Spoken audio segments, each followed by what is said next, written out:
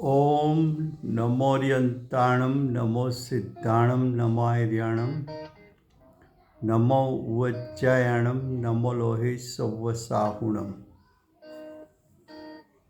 मंगलम भगवान वीरो मंगलम गौतमो गणी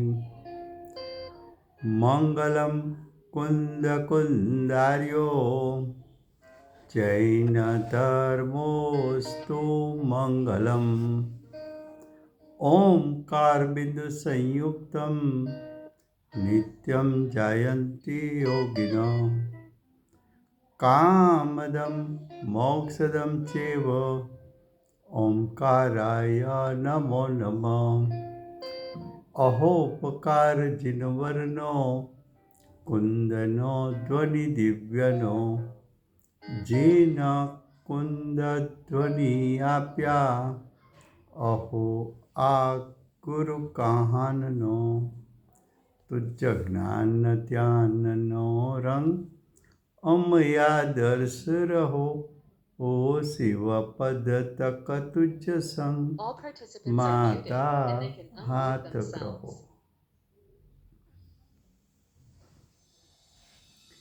ये समयसार नाम का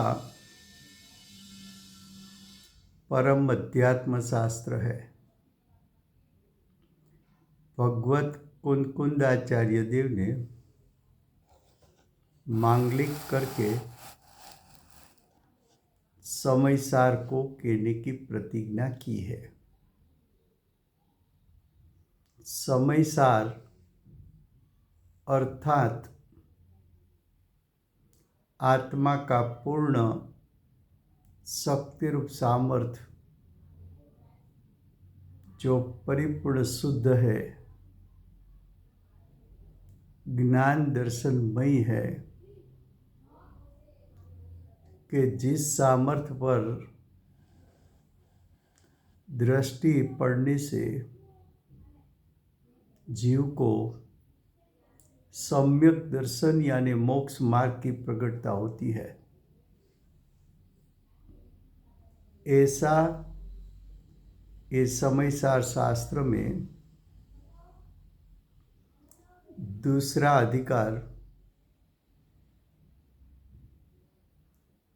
कर्ता कर्म अधिकार चलता है। कर्ता कर्म अधिकार में 97 गाथा पर जो कड़स है, श्लोक है, वो चलता है। 97 गाथा का मूल विषय था कि ज्ञान से कर्तापना का नाश होता है।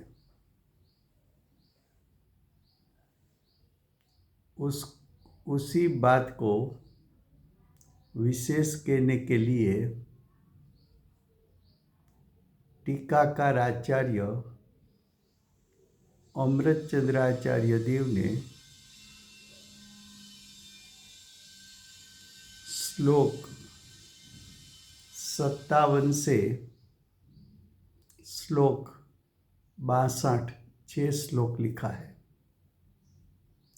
उसमें 57 नंबर का श्लोक, उसका भावार्थ देखो। भावार्थ का शब्द क्या है?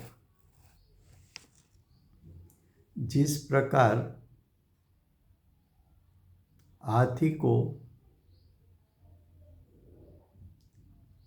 घास और सुंदर आहार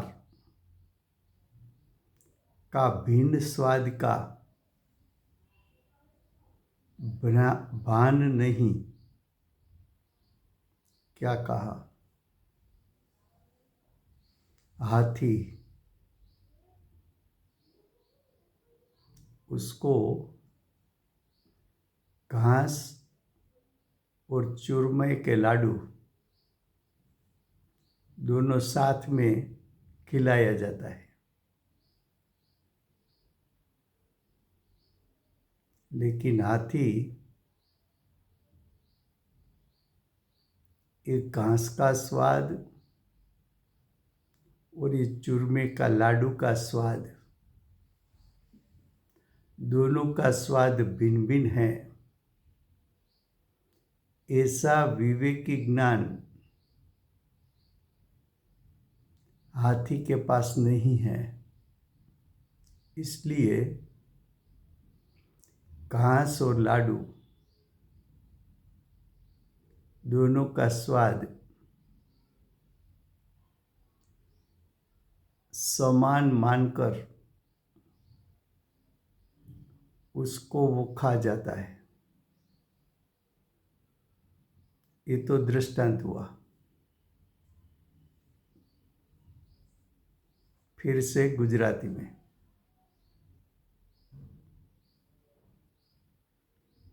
श्लोक 57 એનો ભાવાર્થ। ગાથા 97 ઉપર ગાથા 97ના વિષયને વિશેષ કહેવા માટે ટીકાકાર આચાર્ય અમૃતચંદ્રાચાર્ય દેવે 6 શ્લોકની રચના કરી છે। 57, 58, 59, 60, 61 અને 62। 97 ગાથાનો મૂળ વિષય હતો કે જ્ઞાનથી એટલે સમ્યક જ્ઞાનથી કર્તાપણાનો નાશ થાય છે। જ્ઞાનનો અર્થ સમ્યક જ્ઞાન। સમ્યક જ્ઞાનનો અર્થ વિવેકી જ્ઞાન। વિવેકી જ્ઞાનનો અર્થ સ્વ અને પર બંનેના સ્વાદ ભિન્ન ભિન્ન છે। આત્માનો ચૈતન્યમય જ્ઞાન દર્શનમય જ્ઞાન અને સુખમય આસ્વાદ અને રાગાદિનો આસ્વાદ, એ બંનેના સ્વાદ ભિન્ન ભિન્ન છે। એ બંનેનો સ્વાદ ભિન્ન ભિન્ન છે એવું જે જ્ઞાન થવું, ભિન્નતાનું ભાન થવું, એવા જ્ઞાનને સમ્યક જ્ઞાન કીધું।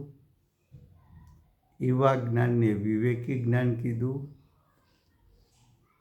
એવા જ્ઞાનને સ્વ અને પર વચ્ચે વિવેક કરનારું જ્ઞાન કીધું। તો 97 ગાથામાં જેમને વિવેકી જ્ઞાન ઉત્પન્ન થાય એ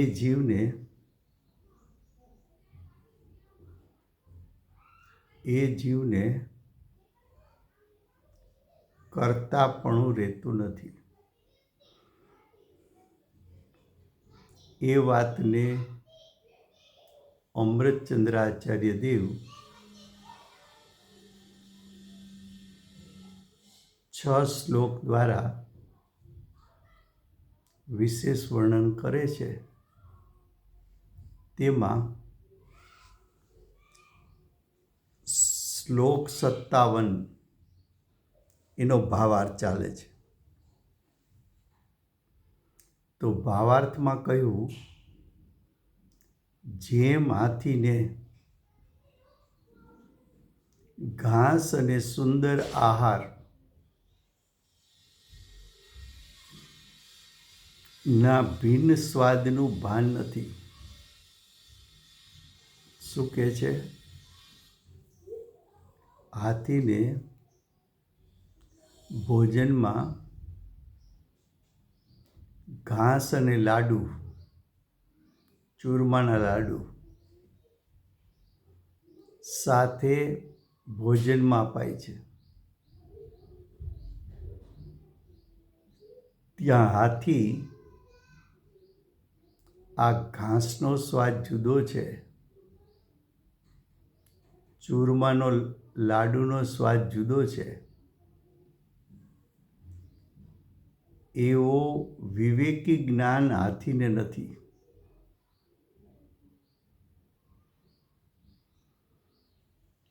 એવા વિવેકી જ્ઞાનનો અભાવ એટલે કે અજ્ઞાન, એટલે કે મિથ્યા જ્ઞાન, એટલે કે વિપરીત જ્ઞાન,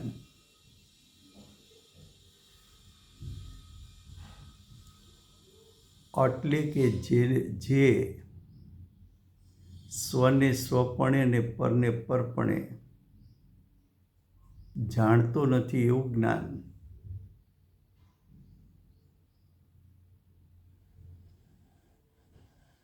હાથી શું કરે? તો કે ઘાસનું જ્ઞાન અને ચૂરમાના લાડુનું ભિન્ન ભિન્ન જ્ઞાન કરતો નથી. બંનેનો એક એકાકાર સ્વાદ માનીને ભોજનને આરોગે છે. એ દ્રષ્ટાંત થયો. હવે સિદ્ધાંતમાં તેમ અજ્ઞાનીને એટલે આપણને પૂતગલ કર્મનો અર્થ આગળથી કરતા એવા છે. રાગાદિ ભાવને પૂતગલ કહ્યો છે.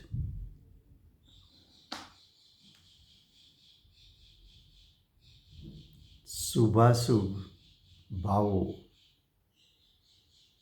કે રાગ ભાવ કે દયાદાન ભક્તિના ભાવ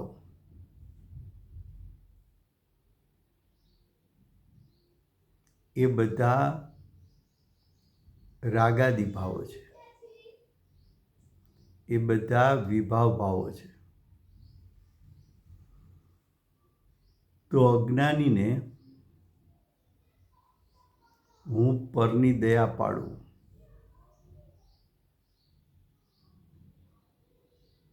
હું પૂજા ભક્તિ કરું, હું સ્વાધ્યાય કરું વગેરે જે રાગાદિ ભાવ ઉત્પન્ન થાય છે, એ રાગાદિ ભાવનો સ્વાદ અને પોતાનો સ્વાદ એટલે હું જ્ઞાન દર્શનમય છું, હું જ્ઞાન આનંદ સ્વરૂપ છું,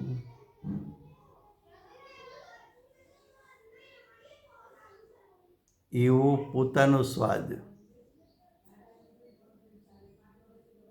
રાગાદિનો સ્વાદ અને પોતાનો સ્વાદ,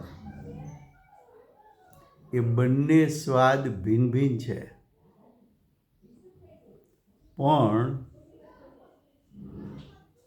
સ્વાદ ભિન્ન ભિન્ન હોવા છતાં બે સ્વાદ વચ્ચે વિવેક નથી.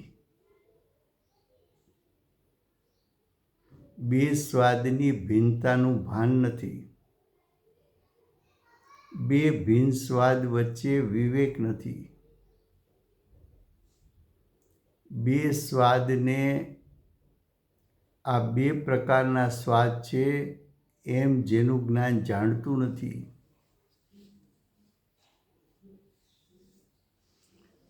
એટલે સ્વનો સ્વાદ અને પરનો સ્વાદ એને ભેળસેળ કરીને એકાકારપણે રાગાદિમાં વર્તે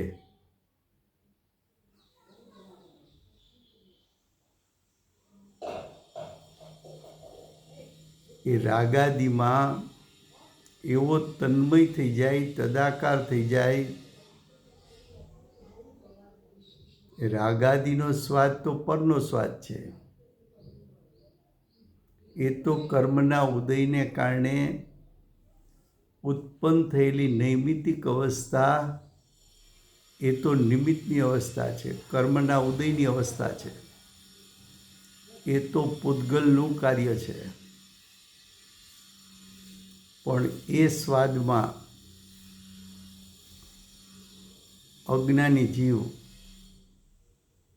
એકાકાર થઈ જાય છે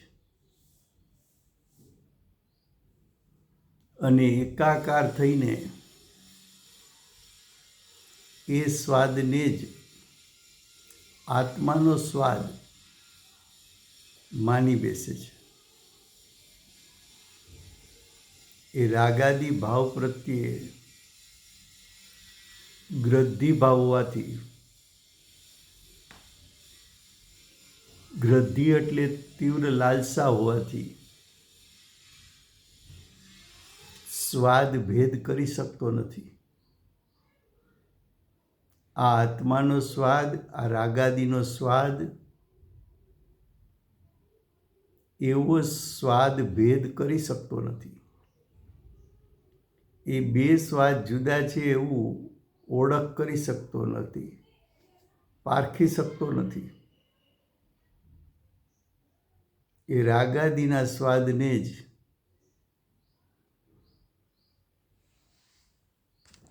આત્માનો સ્વાદ માની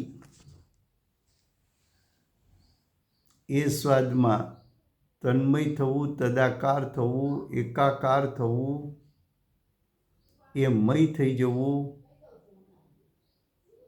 એ રાગાદિના સ્વાદના કાળે જ્ઞાયક ને અનુસરીને ઉત્પન્ન થતું જ્ઞાન, એના સ્વાદનું લક્ષ ન કરવું, એ જીવ અજ્ઞાની છે. એ જીવ રાગાદિ ભાવનો કરતા છે.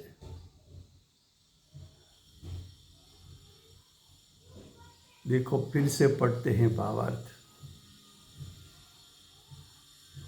जैसा हाथी और घास का सुंदर आहार का भिन्न स्वाद का भान नहीं, उसी प्रकार यानी दृष्टांत जैसा दिया वैसा दृष्टांत अनुसार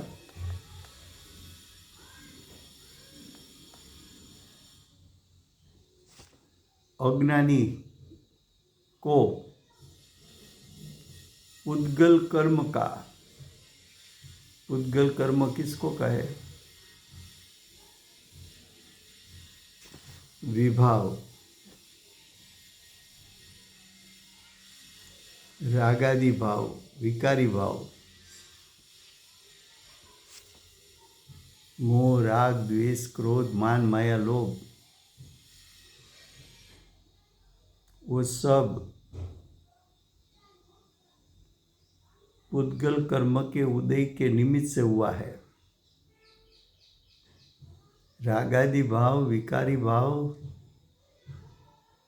सब कुछ नैमित्तिक परिणाम है, निमित्त का लक्ष्य से उत्पन्न हुआ.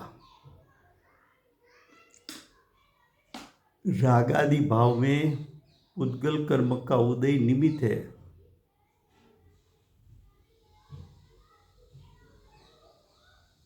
तो उद्गल कर्म का अर्थ है रागादि भाव, विकारी भाव और स्वयं का भिन्न स्वाद, स्वयं यानी तेरा शुद्धात्मा,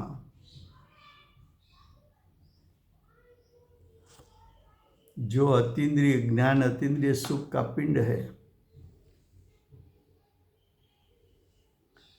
तो तेरा शुद्धात्मा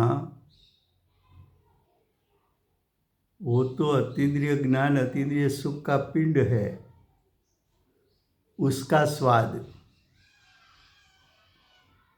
और राग आदि का स्वाद, दोनों का भिन्न स्वाद है। लेकिन ये राग आदि है और ये अतीन्द्रिय ज्ञान अतीन्द्रिय सुखमय शुद्धात्मा है।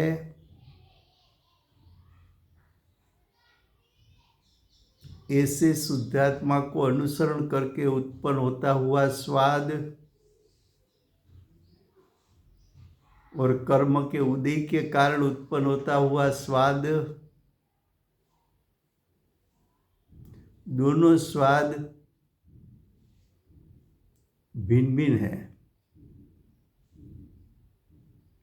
एक स्वभाव को अनुसरण करने वाला स्वाद, दूसरा निमित्त को अनुसरण करने वाला स्वाद।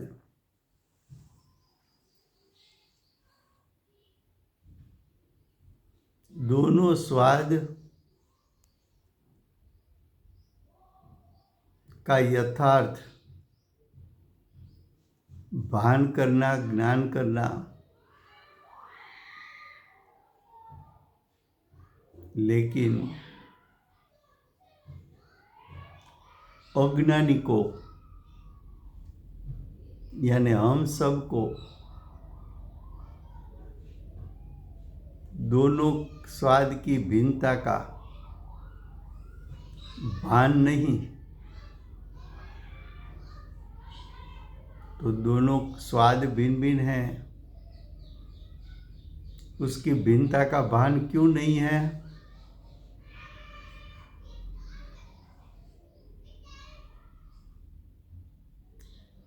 तो कि तब जीव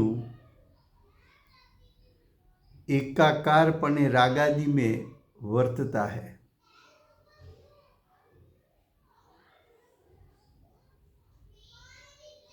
तब अज्ञानी ने क्या किया?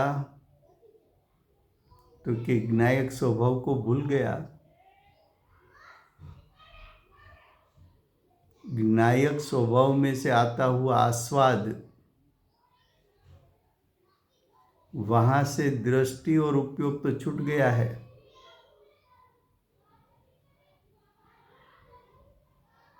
लेकिन उपयोग रागादि में एकाकार हो गया, रागादि में तन्मय हो गया।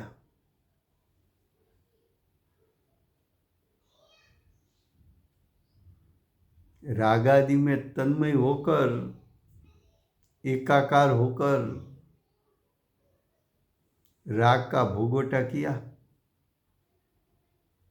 और ये राग का भोगोटा किया तब ये रागादि पुद्गल कर्म का आस्वाद है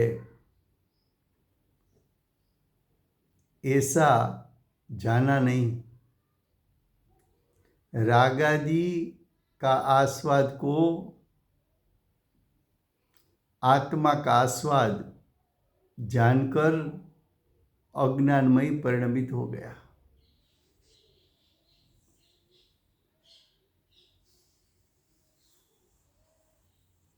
एक त्रिकाल शुद्धात्मा है, दूसरा कर्म के उदय में जुड़ने से राग आदि की उत्पत्ति है। त्रिकाल शुद्धात्मा मैं हूं,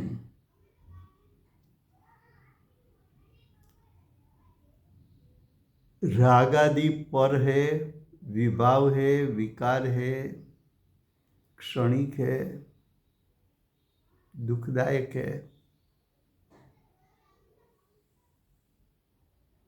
ऐसा राग आदि का यथार्थ ज्ञान नहीं किया।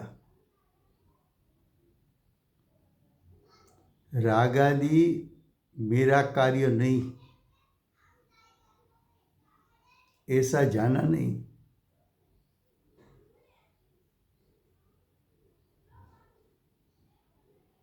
राग आदि और आत्म स्वभाव के बीच में सूक्ष्म सांध है। वो सूक्ष्म सांध वो बता रहा है कि दोनों भिन्न हैं।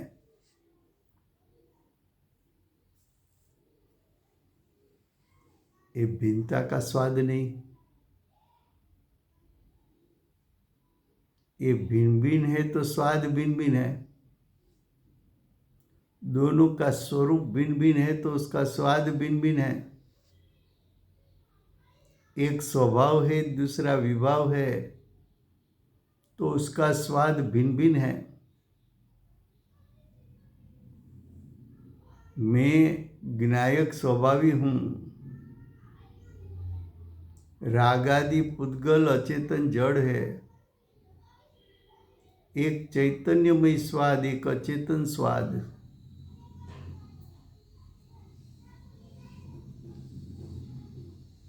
दो स्वाद भिन्न, फिर भी अज्ञानी स्व और पर के स्वाद को एक दूसरे में मिलाकर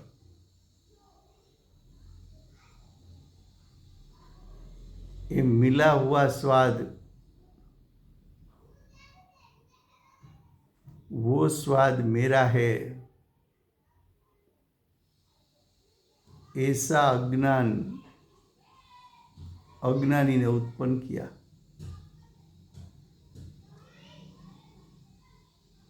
इसलिए अज्ञानी कर्ता बना।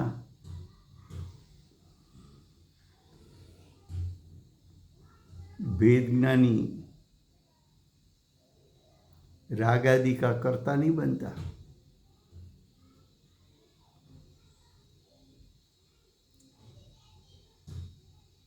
सम्यक दृष्टि को भी, सम्यक ज्ञानी को भी राग तो आता है, लेकिन सम्यक ज्ञानी राग ज्ञायक से भिन्न है, राग वर्तमान ज्ञान की पर्याय से भिन्न है। ऐसा जिसको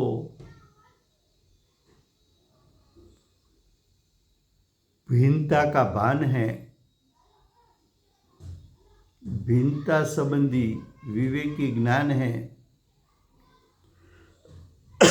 वो जीव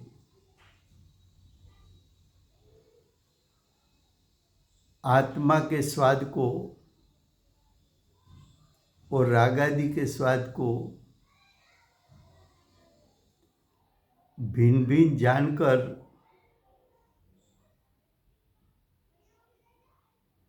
आत्मिक स्वाद को, चैतन्यमय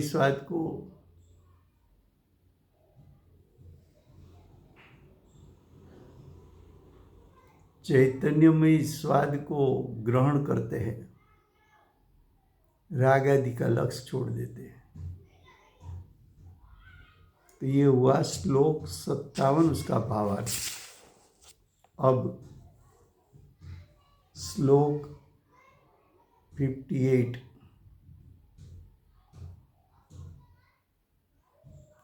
उसका हेडिंग है अज्ञान से ही जीवो। जीवो का अर्थ अज्ञानी जीवो।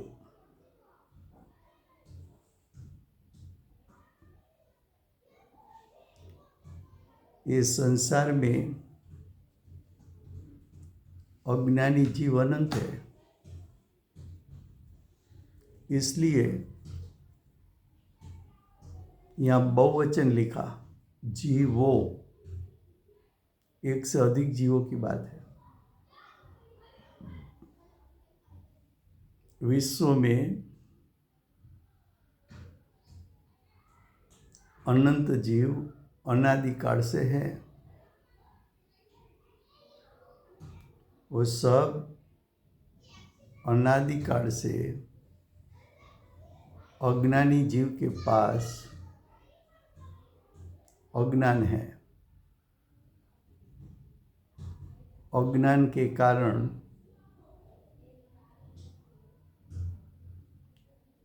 अज्ञानी जीव रागादि का कर्ता बनता है। अज्ञानी जीव किसका करता है?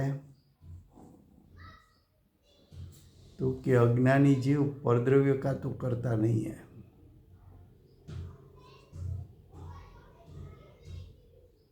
लेकिन रागादि का, क्रोधादि का कर्ता बनता है। ऐसे अर्थ स्वरूप कलश रूप काव्य अब अमृतचंद्राचार्य देव कहते हैं, फिर से गुजराती में। श्लोक 58। अज्ञानथी ज जीवो, जीवो का अर्थ है अज्ञानी जीवो, कर्ता बने छे, कर्ता थाय छे। जीवो बहुवचन शब्द छे। केम?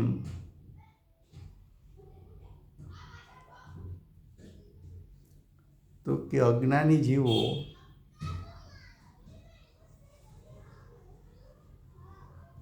अनादिकाळथी विश्वमां अनंत छे। अज्ञानी जीव कोना करता छे? तो कि ज्ञानी होय कि अज्ञानी होय, એ ખરેખર તો પરદ્રવ્યના પરિણામના કરતા તો થઈ શકતા નથી। અજ્ઞાની જીવ રાગાદि ક્રોધાદि ભાવનો કરતા થઈ શકે।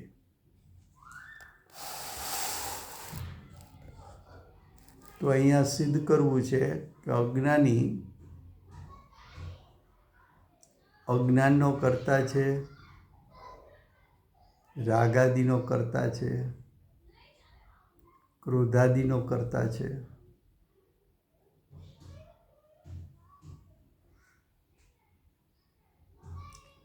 શ્લોકાર્થ પહેલા ગુજરાતી લઈએ છીએ, પછી હિન્દી લેશું। શ્લોકાર્થ। અજ્ઞાનને લીધે એટલે અજ્ઞાનને કારણે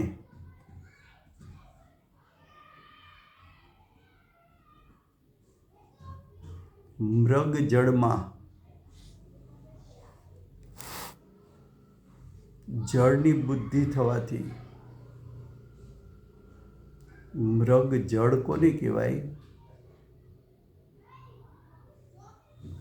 કે જે ખારાશવાળી જમીન હોય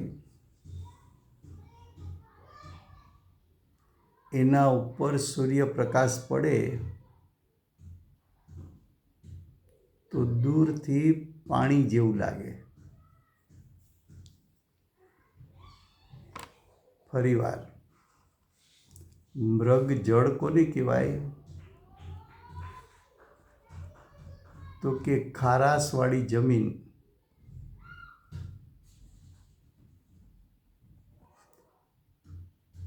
એના ઉપર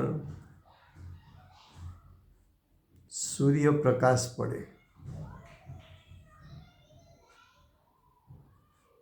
એ સૂર્યપ્રકાશ પડે એટલે પાણી જેવું લાગે. પાણી છે નહીં તો મૃગને દૂરથી પાણી જેવું લાગતા તરસ છિપાવવા માટે એ મૃગજળ પાસે જાય. ત્યાં જઈને જોવે તો ત્યાં પાણી જોવા ન મળે. તો મૃગજળને જળ જાણવું, મૃગજળમાં આ જળ છે એવી બુદ્ધિ કરવી એ અજ્ઞાન છે. મૃગજળથી મારી પાણીની તરસ છીપાશે એવી બુદ્ધિ એ અજ્ઞાન છે.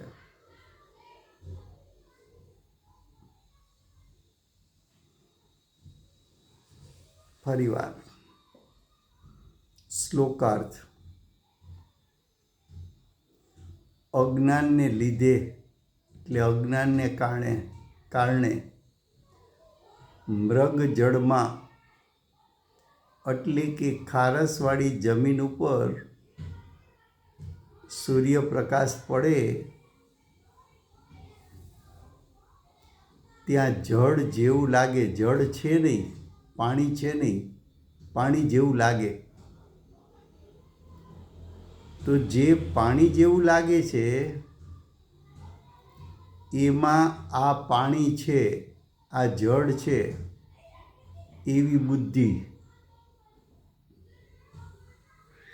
જળની બુદ્ધિ એ અજ્ઞાન છે. આવી બુદ્ધિ થવાથી હરણ તરસ છીપાવવા માટે પાણી તરફ દોડે છે. પાણી પીવા તે તરફ દોડે છે.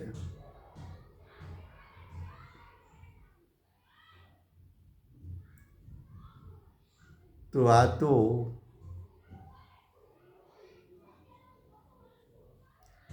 અજ્ઞાન હતું. મૃગજળને જળ માનવું એ તો અજ્ઞાન હતું. મૃગ જળ પણ નથી, મૃગજળ જળ પણ નથી અને એનાથી તરસ છીપાતી નથી. મૃગજળને જળ માનવું એ અજ્ઞાન છે અને મૃગજળથી તરસ છીપાય એમ જાણવું એ પણ અજ્ઞાન છે. અને આવા મૃગજળ પાછળ તરસ છીપાવવા દોડવું એ પણ અજ્ઞાન છે.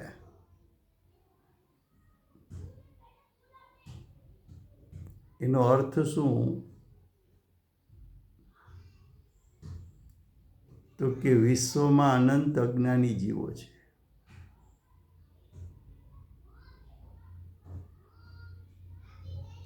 મને પરપદાર્થમાંથી સુખ મળશે, એ પરપદાર્થ શું છે? મૃગજળ જેવા છે. એમાં સુખ છે નહીં. મૃગજળમાં પાણી નથી. પરપદાર્થમાં સુખ નામનો સ્વભાવ નથી.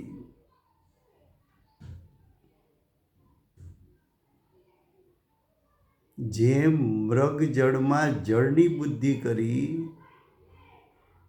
એમ પરપદાર્થમાં અજ્ઞાનીએ સુખ બુદ્ધિ કરી.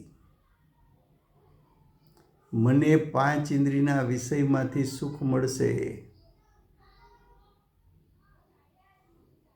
મને પાંચ ઇન્દ્રિયના વિષયો પર પદાર્થ એમાંથી સુખની પ્રાપ્તિ થશે એની પાછળ દોડ્યો. મકાન બનાવી લઉં, જમીન લઈ લઉં,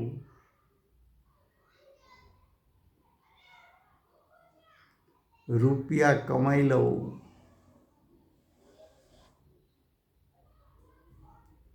આખી જિંદગી દોડાદોડ કરે,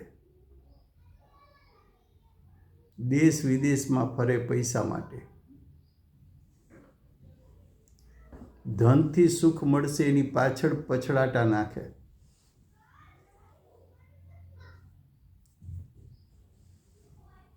ફેક્ટરી કરું તો આટલું પ્રોડક્શન થશે,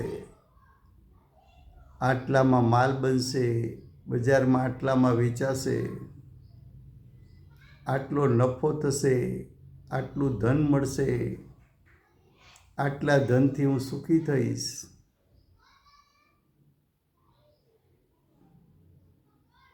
ખાવું, પીવું, પહેરવું, ઓઢવું, એમાંથી સુખની પ્રાપ્તિ થશે એવી બુદ્ધિ, અજ્ઞાન બુદ્ધિ. જેમ મૃગ પાણી સમજીને તરસ છીપાશે એમ સમજીને દોટ મૂકે, ત્યાં જઈને જોવે તો પાણી જોવા ન મળે. પાણી હતું ક્યાં? એમ અજ્ઞાની પર પદાર્થ પાછળ દોટ મૂકે, સુખી થવા. પણ એ પર પદાર્થમાં સુખ હતું ક્યાં? સુખ એનો સ્વભાવ ક્યાં છે? સુખ તો તારામાં ભર્યું છે.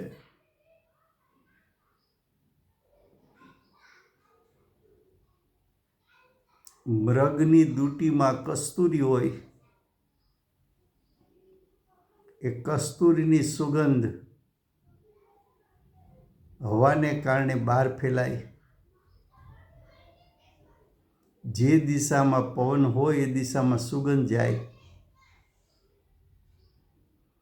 એ સુગંધ પોતામાંથી આવે, પણ મૃગ માને કે આ બહારથી આવે છે, એટલે બહારમાં દોટ મૂકે. છે પોતાની દૂટીમાં કસ્તુરી, પણ બહારમાં દોટ મૂકી. સુખ સ્વભાવ છે પોતામાં, પણ પર પદાર્થ સુખનું કારણ છે એવું અજ્ઞાન ઉત્પન્ન કરી એ પર પદાર્થ તરફ દોડે.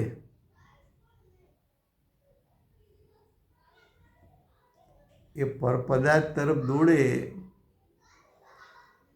પણ એ પર પદાર્થ એમાં સુખ સ્વભાવ નથી.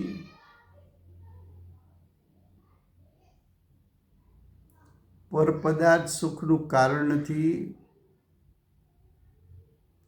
પર પદાર્થ તને સુખી કરી શકતું નથી. એવું યથાર્થ જ્ઞાનનો અભાવ અજ્ઞાનીને હોવાથી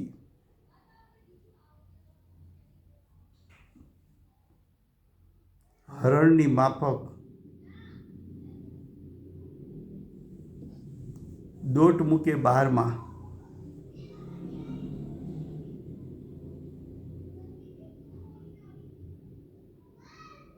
છે અજ્ઞાન.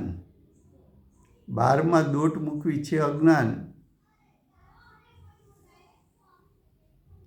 એ અજ્ઞાનને કારણે મૃગ જળમાં જળની બુદ્ધિ કરી. એ અજ્ઞાનને કારણે પર પદાર્થ 10 પ્રકારના પરિગ્રહ, 5 ઇન્દ્રિયના વિષયો, એમાંથી મને સુખ મળશે એવું અજ્ઞાન ઉત્પન્ન કર્યું. એ અજ્ઞાનને કારણે રાગાદિની ઉત્પત્તિ થઈ. માટે અજ્ઞાની જીવ રાગાદિનો કરતા થયો.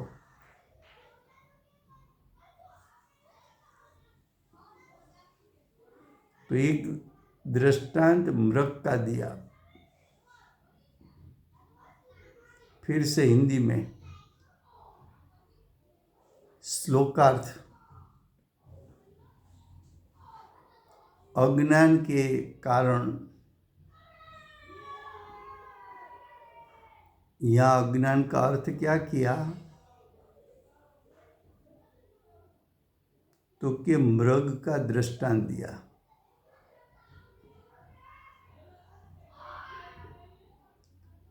मृग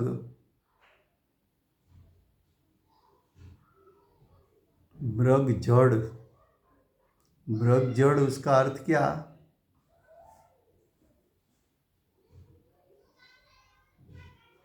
जो खाराश वाली क्षार युक्त जमीन होती है, वो क्षार युक्त जमीन में सूर्य प्रकाश गिरने से दूर से वो पानी जैसा लगता है.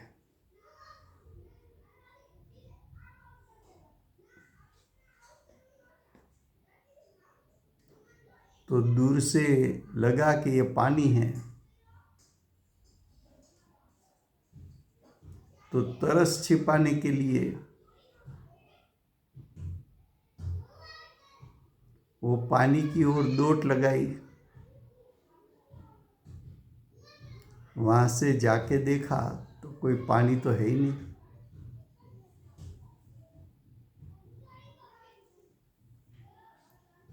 तो मृग जल को जल मानना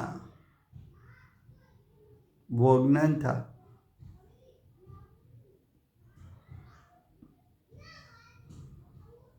वो जल से मेरी तरस छिपेगी वो भी अज्ञान था. वो मृग जल उसकी ओर दौड़ करना, उसके पीछे दौड़ना वो भी अज्ञान था. मृग जल को जल मानना वो भी अज्ञान था.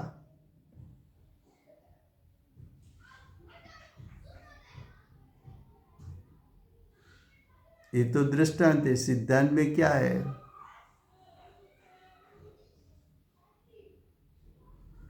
पर पदार्थ में से सुख मिलेगा. 5 इंद्रिय के विषयों में से सुख मिलेगा. 10 प्रकार के परिग्रह में सुख मिलेगा. धन से सुख की प्राप्ति होगी. ये अज्ञानी का अज्ञान है. 5 इंद्रिय अचेतन जड़, उसमें सुख स्वभाव नहीं है. 5 इंद्रिय के विषयों पर पदार्थ, उसमें भी सुख स्वभाव नहीं है.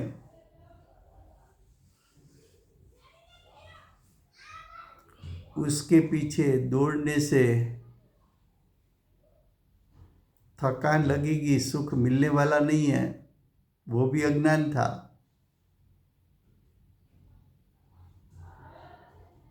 दस प्रकार के परिग्रह पर पदार्थ है.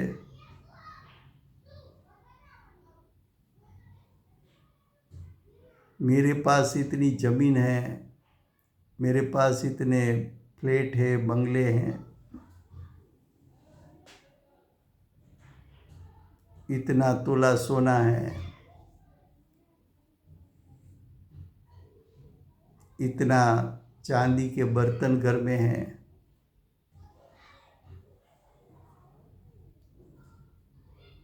ये सब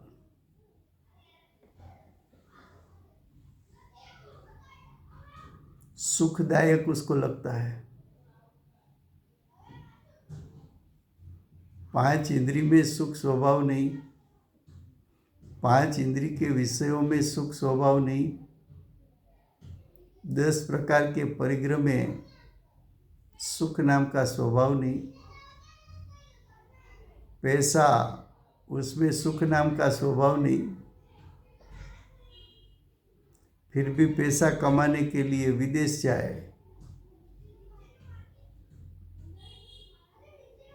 अमेरिका जाना है ना, कनाडा जाना है ना, वहाँ की लाइफ अच्छी है,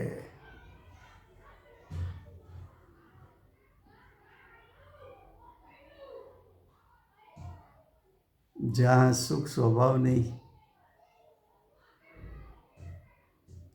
उसके पीछे दौड़ा।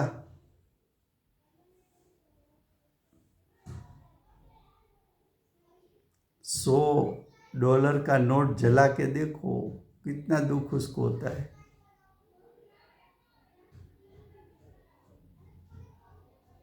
जो $100 की नोट जिसको दुख का वेदन नहीं, तो उसमें सुख का वेदन कैसे हो सकता है? उसमें सुख दुख परिणाम दिखने में नहीं आता, तो उसके पास सुख स्वभाव कैसे हो सकता है?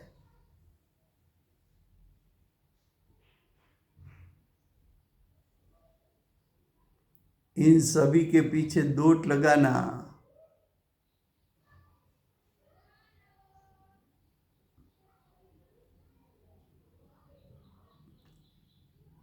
फैक्ट्री बनाने का है।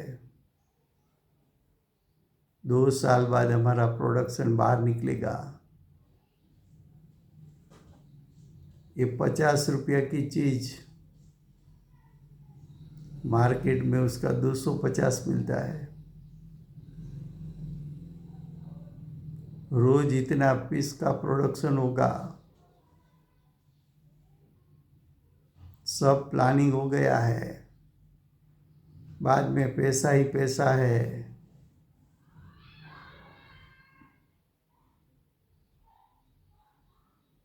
वो जब बात कहे तभी भी वो इंद्रिय सुख में राजता है।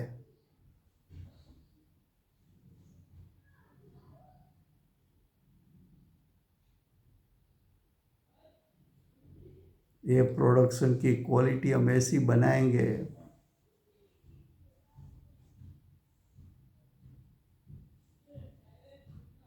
ये सब अज्ञान है। क्या कहा? मृग जड़, जो जड़ ही नहीं है, वो जल ही नहीं है। क्षार युक्त जमीन, उस पर सूर्य प्रकाश गिरने से दूर से पानी जल जैसा लगता है, तालाब जैसा लगता है। वो पानी समझकर, उसको पानी समझना वही अज्ञान था। उसको जल समझना वही अज्ञान था। और जल समझ के उसके पीछे दोट लगाई, वो भी अज्ञान था। और वो जल से तरस छिपेगी, वो भी अज्ञान था।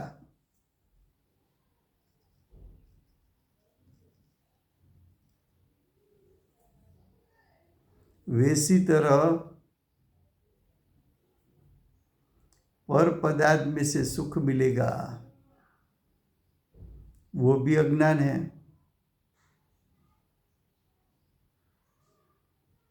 पर पदार्थ के पीछे दोट लगाना, वो भी अज्ञान है।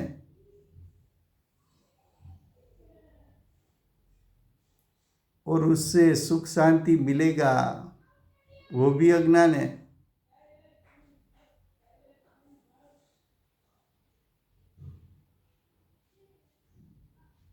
ये एक दृष्टांत हुआ।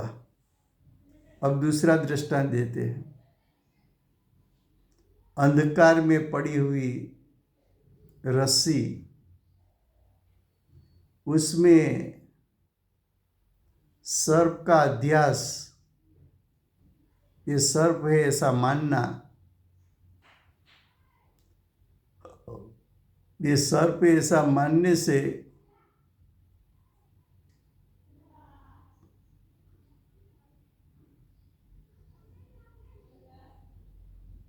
लोगों को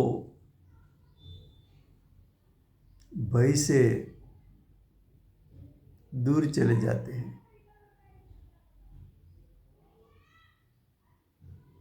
क्या कहा? अंधेरे वन जंगल में चले जाओ, पेड़ पर रस्सी पड़ा हो, और पवन का झोंका आया, रस्सी का फफड़ाट हुआ,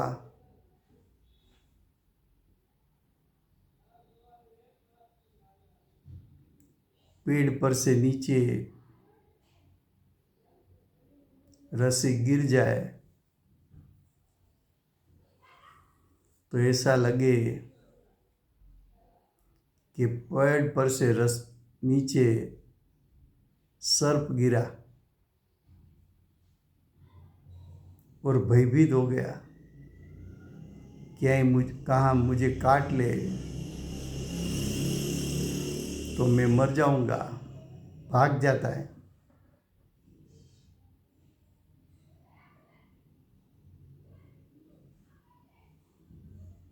तो रस्सी में सर्प की मान्यता खड़ा करना वो अज्ञान था।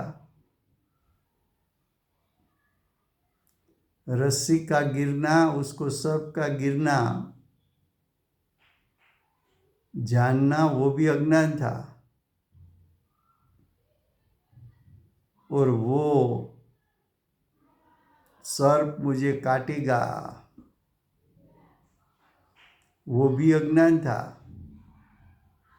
और स्वयं में भय खड़ा कर दिया, वो भी अज्ञान था।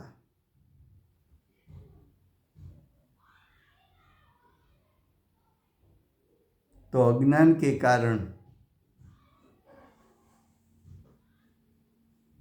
ये जीव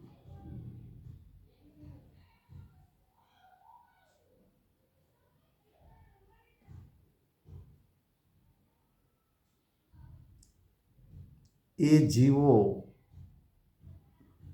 बहुवचन है ना, विश्व में जीव तो अज्ञानी अनंत है। तो ये अनंत अज्ञानी जीवो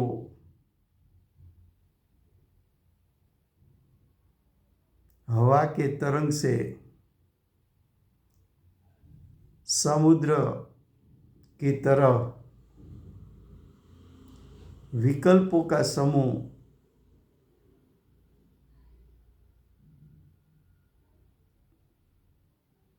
करते होते हैं। क्या कहा? जैसा पवन का झोंका आया तो समुद्र में अनेक प्रकार के तरंग उत्पन्न होते हैं। वैसी तरह अज्ञान के कारण अज्ञानी जीव को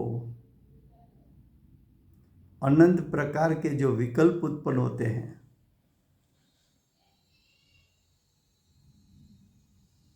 वास्तव में आत्मा है तो शुद्ध ज्ञानमय,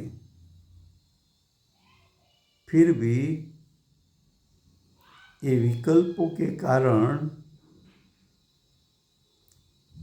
आकुल व्याकुल हो जाता है, और ये आकुल व्याकुलता का कर्ता बन जाता है। तो अज्ञान में से,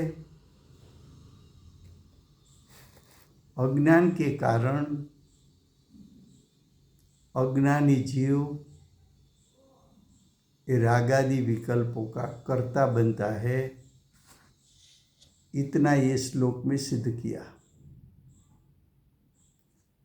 कल आगे चलेगा भावार्थ में, उसका विस्तार करेंगे, समय हुआ है। वर्तमान 24 के आखिरी तीर्थंकर बाल ब्रह्मचारी महावीर भगवान की जय हो।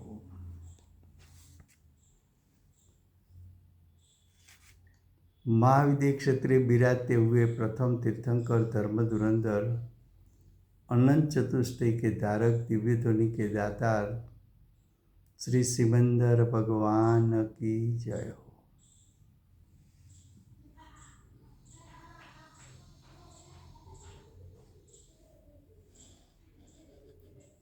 कड़ी काल सर्वज्ञ केवल ज्ञान की तलेटी में बैठे हुए महासमर्थाचार्य भगवत कुंकुंदाचार्य देव की जय हो।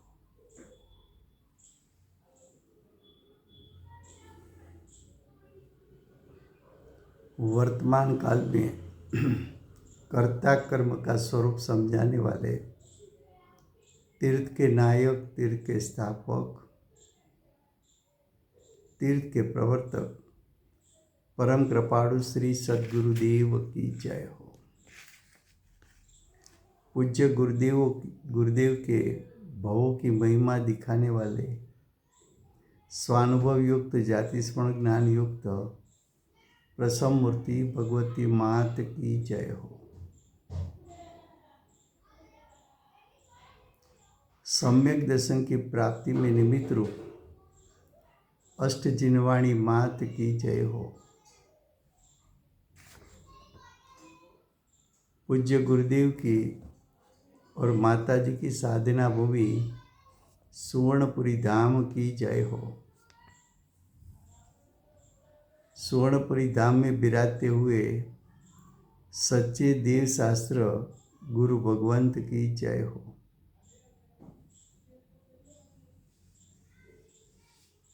वर्तमान गुरु और भविष्य के तीर्थंकर श्री सूर्यकीर्तिनाथ भगवान की जय हो। श्री सूर्यकीर्ति भगवान के समवसरण के मुख्य गणधर देवेंद्र कीर्तिनाथ भगवान की जय हो। परम दिगंबर जैन धर्म की जय हो।